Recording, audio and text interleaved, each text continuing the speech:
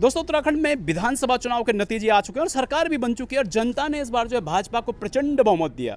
इस प्रचंड बहुमत की सरकार में मुख्यमंत्री का चेहरा कौन होगा, इसके लिए जो है सियासी जो कसीदे गढ़े जा रहे हैं। तो कहीं धामी जी के नाम पर मुहर लगी रही है, तो कहीं महिला मुख्यमंत्री के नाम पर भी जो है बातें कही जा रही। तो इन सभी विषयों को लेकर आज हम भाजपा कार्यालय में हैं और ये लिस्ट जो मेरे हाथ में दिखें कि इस लिस्ट में मैं आपको दिखाऊं कि अधिकांश जो हैं प्रत्याशी जो हैं, आप देख सकते हैं कि बहुत कम जो है नाम कटे हुए, सभी प्रत्याशी यथावत रखे हुए हैं और लिस्ट में अधिकांश जो है भाजपा के ही जो है समर्थित जो विधायक हैं वो पुनः जो है जीते हैं। तो इन सब विषयों को लेकर और मुख्यमंत्री के चेहरे को लेकर आज हम भाजपा कार्यालय में हैं और हम प्रदेश मीडिया प्रभारी मनवीर सिंह चौहान जी से जानेंगे कि आखिर क्या है मुख्यमंत्री, कौन बनेगा प्रदेश का मुख्यमंत्री और किसको मिलेगी प्रदेश की सत्ता। सर, सरकार बन चुकी है और मुख्यमंत्री के चेहरे को लेकर जो संशय बना हुआ, तो क्या है, किसको चेहरा बनाया जा रहा है? देखिए, भारतीय जनता पार्टी में मुख्यमंत्री को लेकर कोई संशय नहीं है, क्योंकि भारतीय जनता पार्टी की मुख्यमंत्री वो बनाने को लेकर एक हमारी पार्टी की प्रक्रिया होती है।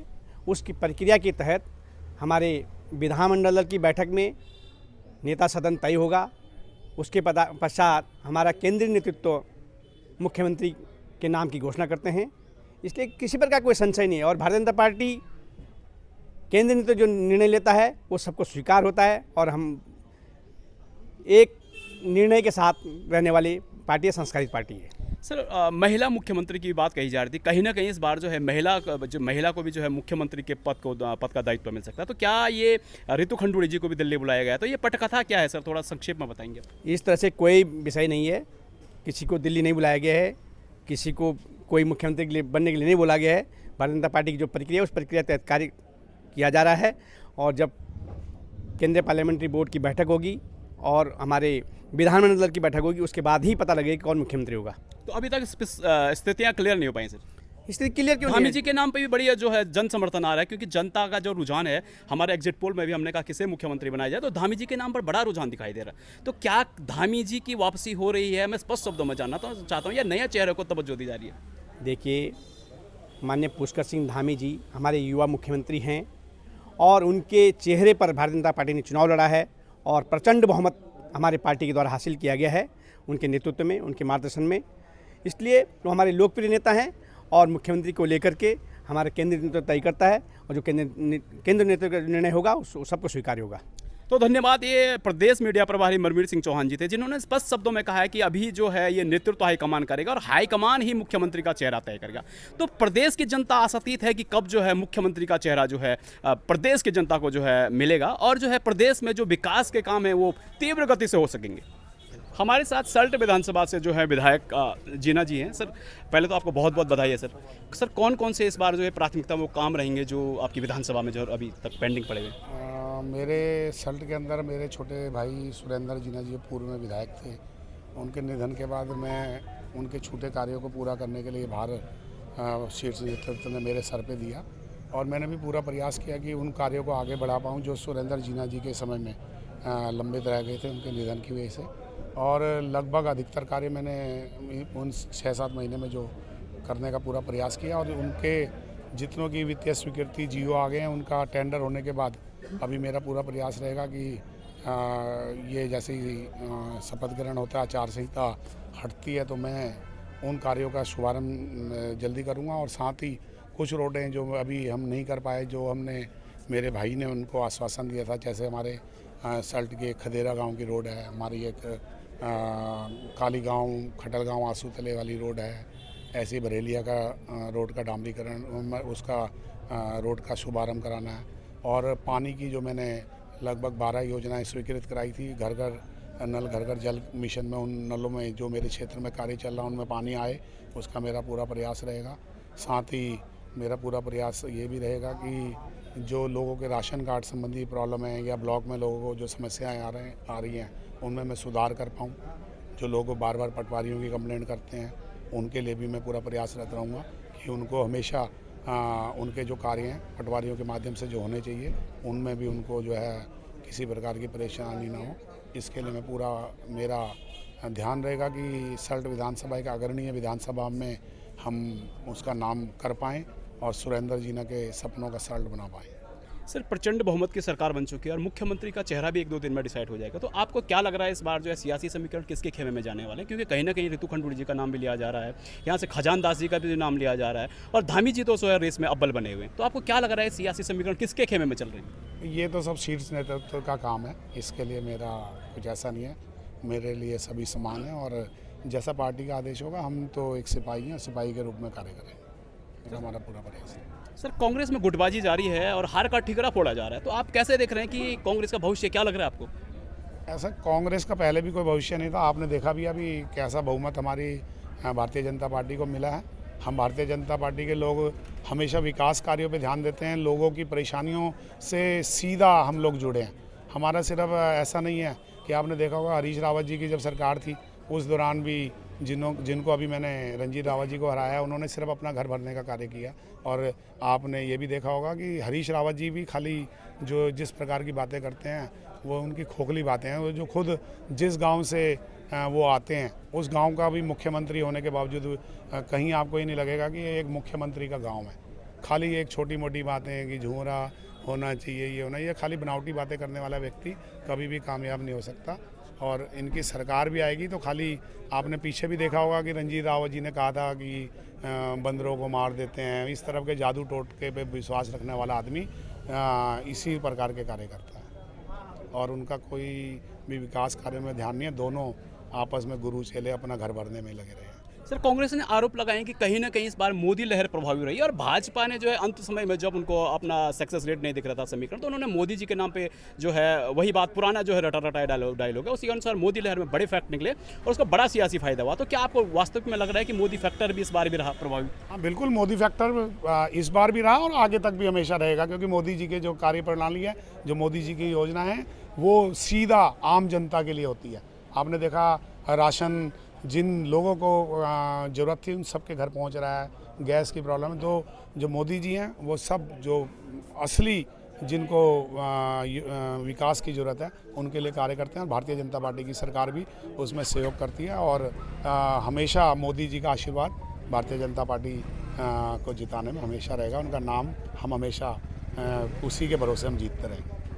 हमारे साथ पूर्व विधायक बद्रीनाथ महेंद्र भट्ट जी हैं जो इस बार जो है विधानसभा चुनाव में जो है बहुत कम मतों से रह गए और जो है परंतु सरकार जो है भाजपा की प्रचंड बहुमत की बन चुकी है। तो सर क्या कहेंगे आप, इस बार जो है कम मतों से आप रह गए? देखिए, जनता का जनादेश है, वो स्वीकार करना पड़ता है और सभी कार्यकर्ता बहुत लगन से काम किया। हर गांव से हमको वोट पड़ा, लगभग 32-30 हज़ार के आसपास हमको मत मिला। तो मैं जनादेश को सिरोधार्य करता हूँ, स्वीकार करता हूँ। उस क्षेत्र का विकास न रुके, ये मेरी प्राथमिकता रहेगी। सर अंदेशा ये लगाया जा रहा था कि महेंद्र भट्ट जी इस बार जो है विजय होकर आ रहे हैं, क्योंकि अखबार जो सियासी समीकरण बता रहे थे, न्यूज़ की सुर्खियां बता रहे थे कि कहीं ना कहीं भट्ट जी बढ़त बनाए हुए थे, तो एकाएक वो बढ़त कुछ वोटों से जो है रुक गई। तो इन सारे सियासी समीकरणों में सर आपको क्या लगता है कि कहाँ से थोड़ी सी चूक हो गई? देखिए, कमियां मेरे अंदर ही रही होंगी। हम जिसको जो प्रबंधन हमको करना चाहिए तो प्रबंधन हो नहीं पाया, लेकिन भविष्य में सब प्रकार के प्रबंधन को व्यवस्थित कराएंगे। और भारतीय जनता पार्टी, क्योंकि हम 3 में से 2 सीटें वहाँ चुनाव हम जो जीते हैं, बद्रीनाथ के अंदर भी नेक टू नेक रहा है और हम वहाँ के क्षेत्र के विकास को प्राथमिकता देंगे। मैं आपको विश्वासपूर्वक कह सकता हूँ। सर बद्रीनाथ विधानसभा में सर अब कौन कौन से कार्य हैं जिन्हें आप प्राथमिकता देंगे, क्योंकि आप विपक्ष में रहकर जो है वहाँ पे आपको विपक्षी विधायक बनकर जो है काम करेंगे, तो कौन कौन से छूटे हुए काम हैं जिनकी प्राथमिकताएं रहेंगी? देखिए, अभी मैंने तो यहाँ तक कहा है कि क्षेत्र विधायकों में पूरा अपना सहयोग दूंगा, क्योंकि क्षेत्र हमारा ही है, इसलिए उसके विकास में कोई कमी न रहे। खासतौर पर स्वास्थ्य के क्षेत्र में है, सड़कों के क्षेत्र में, स्वच्छ पेयजल की व्यवस्था है, उसकी व्यवस्थाओं का भविष्य बनाने के लिए। और क्योंकि मैं सरकार का अंग हूँ, इसलिए निश्चित रूप से जहाँ भी मेरी आवश्यकता उनको लगेगी, मैं भंडारी जी को पूरा सहयोग करूँगा। सर मुख्यमंत्री जो है बनने के लिए जो है 2-3 दिन से लंबे कयास प्रदेश की जनता लग रही है, तो आपको क्या लग रहा है कि कब तक प्रदेश को नया मुख्यमंत्री मिलने जा रहा है? देखिए, सर्वविदित है 20-21 तारीख तक शपथ हो जाएगी, सरकार गठन हो जाएगा। सर महिला मुख्यमंत्री की भी बात भी कही जा रही थी, 1-2 दिन से सही सियासी सुर्खियां बन रही, तो आपको क्या लग रहा है कि कहीं संभावनाएं टटोली जा रही हैं या फिर ऐसा हो सकता है इस बार? देखिए, जो निर्णय केंद्र नेतृत्व को लेना होता है उसको नीचे के कार्यकर्ता किसी प्रकार निर्णय ले सकते हैं ना। अपना विचार जिनको जिस स्थान पर हमने अपना विचार रखना हमने रख दिया है, अब निर्णय तो केंद्र को करना है। जो निर्णय होगा वो सबको सिरोधार्य होगा। सर बद्रीनाथ विधानसभा की जनता को आप क्या संदेश देना चाहेंगे? सर देखिए, मेरा संदेश है कि शांतिपूर्ण चुनाव संपन्न हुआ है। चुनाव तक मतभेद होते हैं, मनभेद नहीं होने चाहिए। हम सब लोग मिलकर उस क्षेत्र के विकास के लिए काम करें। मैं सबका सहयोग करूँगा। हमारे साथ भाजपा से प्रवक्ता रविंद्र जुगरान जी हैं। सर, सरकार बन चुकी है, 60 पार का जो नारा था वो कहीं ना कहीं जो है 40 प्लस का नारा दिया गया, परंतु सीट जो है 40 प्लस से जो है ज़्यादा ही आ गई। तो जो निश्चित आंकड़ा मान गया था उसमें पे, उसके बाद उसके जो एक आंकड़ा था उससे ऊपर सीटें आई। तो सर क्या लग रहा है, अब बहुमत की सरकार बन चुकी है, मुख्यमंत्री को चेहरे को लेकर संशय बना हुआ है, तो क्या है सर, क्या पटकथा लिखी जा रही, कौन बन रहा है मुख्यमंत्री? देखिए, बहुत अच्छा जनादेश मिला, जनता का बारंबार धन्यवाद है। जनता के इस आदेश को, आशीर्वाद को हम सिरोधार्य करते हैं। मुख्यमंत्री चयन की जो प्रक्रिया है, एक लोकतांत्रिक पार्टी होने के नाते भारतीय जनता पार्टी की भी यही प्रक्रिया है कि सभी विधायक दल बैठेगा, केंद्र से नियुक्त पर्यवेक्षक जो आएंगे 2, उनकी उपस्थिति में चर्चा वार्ता होने के उपरांत एक राय बनेगी। जो सर्वमान्य राय बनेगी उसको पर्यवेक्षक जो है वो केंद्र को अवगत कराएंगे, और जो सर्वमान्य राय बनेगी और जिसके पर्यवेक्षक केंद्र को अवगत कराएंगे, केंद्र से हरी झंडी मिलते ही डिक्लेरेशन हो जाएगा कि फलाने विधायक जी मुख्यमंत्री विधायक दल के नेता चुन लिए गए हैं।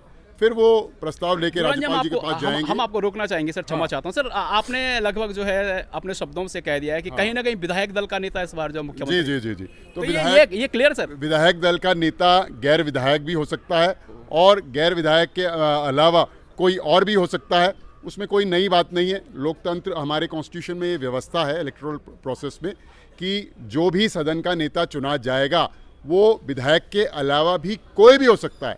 वो सदन का सदस्य हो ना हो उससे कोई फर्क नहीं पड़ता, लेकिन शपथ ग्रहण के बाद 6 माह के भीतर उनको विधानसभा का सदन का मेंबर होना पड़ेगा। तो इसलिए कोई भी हो सकता है, लेकिन ऐसा लगता है, ये मेरा व्यक्तिगत मत है, जिस प्रकार से माननीय पुष्कर सिंह धामी जी के शपथ ग्रहण करने के बाद 6 महीने की बैटिंग करना, फिर मतदान और फिर मतगणना तक हमारे केंद्रीय नेतृत्व ने बारंबार यही कहा कि ये चुनाव पुष्कर सिंह धामी जी के नेतृत्व में हो रहा है। मतगणना के दिन भी यही बात कही, और जिस दिन कार्यालय में हमारे केंद्रीय पर्यवेक्षक आए थे, आदरणीय प्रहलाद जोशी जी, पर्यवेक्षक नहीं चुनाव प्रभारी, और सेंटर से हमारे जो राष्ट्रीय महामंत्री हैं कैलाश विजयवर्गीय जी, उन्होंने भी पुष्कर सिंह धामी जी के 6 माह के कार्यकाल की सराहना करी। तो ऐसा लगता है कि अब विधायक दल ही फाइनली इसमें जो है निर्णय लेगा। सर, कल एक खबर सुर्खियों में चल रही थी कि महिला मुख्यमंत्री, हाँ। तो क्या प्रदेश को कहीं ना कहीं महिला मुख्यमंत्री मिलने की भी आशंकाएं हैं? नहीं, इस बारे में तो मेरे को कोई, रितु खंडूड़ी जी का नाम जो है पूरी सियासी गर्मियों में बाजार में जो है सियासी गर्मियां बन रही थी कि रितु खंडूड़ी जी को भी हो सकता है कि मुख्यमंत्री बनाया जाएगा। मेरे को इस बारे में कोई जानकारी नहीं है, पार्टी संगठन को भी शायद जानकारी है या नहीं है, मुझे तो इस बारे में कोई जानकारी नहीं है, मैं केवल आपके मुंह से सुन रहा हूँ।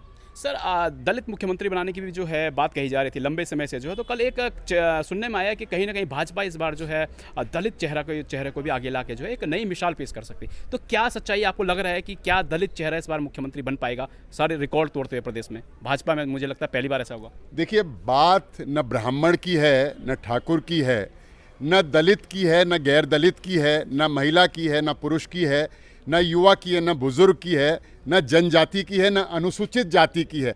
बात यह है कि मुख्यमंत्री जो सबसे योग्य होगा, जो इस लायक होगा, सबसे योग्य होगा, उसी को जिम्मेवारी देने की हम बात करते हैं। सर, मैंने दलित मुख्यमंत्री की बात इसलिए कही क्योंकि कांग्रेस ने इस पर जो है हरीश रावत जी ने लंबा कार्ड किया और कहा कि प्रदेश में जो है दलित मुख्यमंत्री की बात को लेकर उन्होंने जो है ऐसी संभावनाएं कहीं टटोली थी। तो कांग्रेस की तो सरकार बनी नहीं, तो भाजपा की सरकार बन चुकी है, इसलिए मैंने आपसे ये सवाल किया।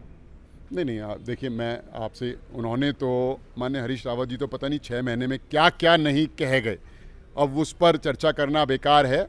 वो बहुत वरिष्ठ हैं और हम कोई टिप्पणी नहीं करेंगे, लेकिन मैंने जैसे कि आपसे कहा कि न दलित, न गैर दलित, न महिला, न पुरुष, न ठाकुर, न ब्राह्मण, जो योग्यतम होगा वही को जिम्मेवारी मिलेगी, ये हम मान के चलते हैं। तो सर, गढ़वाल में अगर आपसे जानना चाहूँ कि इस बार जो है प्राथमिकता में जो है किसे रखा जाएगा, गढ़वाल मंडल को रखा जाएगा, कुमाऊं मंडल को रखा जाएगा, क्योंकि गढ़वाल मंडल से जो है आपके प्रदेश अध्यक्ष हैं और कहीं ना कहीं मुख्यमंत्री का चेहरा जो है कुमाऊं मंडल से होगा, ऐसा लग रहा है जनता को। देखिए, उत्तराखंड इस 21 वर्षों में बहुत परिपक्व हो गया है। 1994 उत्तराखंड राज्य आंदोलन ने गढ़वाल कुमाऊं की बात को गाड़ दिया जमीन के अंदर, और इस 20-21 वर्ष की जो राजनीतिक यात्रा है, शुरू में चलता था, अरे आपने जो है कुमाऊं को ही नेता प्रतिपक्ष भी दे दिया, कुमाऊं को ही मुख्यमंत्री भी दे दिया, तो गढ़वाल को क्या मिलेगा। लेकिन अब 20-22 वर्ष में उत्तराखंड की जनता भी पूर्ण रूप से परिपक्व हो गई है। वो चाहते हैं कि सर्वाधिक जो योग्य आदमी है उसको जिम्मेवारी दी जाए। अब गढ़वाल न कुमाऊं न तराई, उत्तराखंड को हम जानते हैं और पब्लिक भी उत्तराखंड को पहचानती है।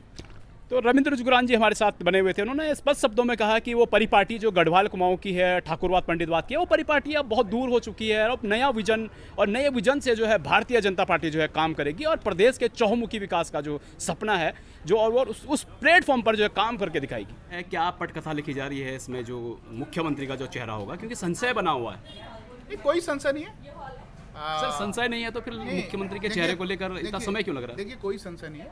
जो भी होगा भारतीय जनता पार्टी का नेता होगा, जो भी मुख्यमंत्री बनेंगे भारतीय जनता पार्टी के नेता होंगे और भाजपा का अपना काम करने का तरीका है। हमारी विधानमंडल दल की बैठक होगी, केंद्रीय नेतृत्व से राय मशवरा होगा, उसके बाद ही बता पाएगा कोई भी क्या है। देखिए, भारतीय जनता पार्टी एक अनुशासन युक्त पार्टी है। भारतीय जनता पार्टी के अंदर अनुशासन सर्वोपरि समझा जाता है और जो भी होगा भारतीय जनता पार्टी का नेता। सर, महिला मुख्यमंत्री की बात भी कही जा रही थी कि कहीं ना कहीं इस बार प्रदेश को जो है महिला मुख्यमंत्री मिल सकती है, जो बड़े सियासी समीकरण है, तो आपको कैसा देख रहे हैं? अगर प्रदेश को महिला मुख्यमंत्री मिल जाती है तो कैसी पटकथा रहेगी इस बीच? देखिए, केंद्रीय नेतृत्व जो हमारा है, माननीय प्रधानमंत्री जी हैं, हमारे राष्ट्रीय अध्यक्ष जी हैं, हमारे गृह मंत्री जी हैं, तमाम लोग केंद्रीय नेतृत्व है और केंद्रीय पार्लियामेंट्री बोर्ड भी है हमारा। विधानमंडल दल चुना जाए, विधानमंडल दल की बैठक होगी, उसमें नेता जिसको चुना जाएगा आपके सामने होगा। धैर्य रखिए, निश्चित रूप से बहुत जल्द तस्वीर जो है आईने से जो भाप है साफ है। सर, धामी जी के पक्ष में बड़ा जन समर्थन दिखाई दे रहा है, वरन भाजपा ही नहीं जनता के बीच में जो है धामी जी की अच्छी पैंठ है। तो क्या धामी जी बैक करेंगे या फिर कुछ नए चेहरे के लिए जो है समीकरण बन रहे हैं? देखिए, मैंने कहा ना, मुख्यमंत्री कौन होगा? भारतीय जनता पार्टी का कोई कार्यकर्ता होगा। निश्चित रूप से तमाम 47 विधायक हमारे जीत के आए हैं, प्रचंड बहुमत की सरकार बनी है। विधानमंडल दल की बैठक होगी, तमाम मीडिया को बता दिया जाएगा कि कौन विधानमंडल दल के नेता चुने गए हैं। निश्चित रूप से आप सब लोग अभी धैर्य रखें, जैसे ही विधानमंडल दल की बैठक हुई आपको बता देंगे। सर, निर्दलियों की बात करते हैं, निर्दलीय जो विधायक जीते हैं, क्या भाजपा उनको अपने पाले में लेगी या फिर वो निर्दलीय जो है स्वतंत्र होकर काम करेंगे? देखिए, भारतीय जनता पार्टी सबका साथ, सबका विकास, सबका सहयोग से चलने वाली पार्टी है। सबका सहयोग से उत्तराखंड प्रदेश चले, इस पर जब जब हमको सहयोग की आवश्यकता होगी, उनकी अच्छी राय होंगी, उसको भारतीय जनता पार्टी आगे बढ़ाते हुए इस उत्तराखंड के विकास के लिए काम करने के लिए कमिटमेंट है और कमिटेड है और उस कमिटमेंट की तरह काम कर आगे विकास का काम करती रहेगी। धन्यवाद।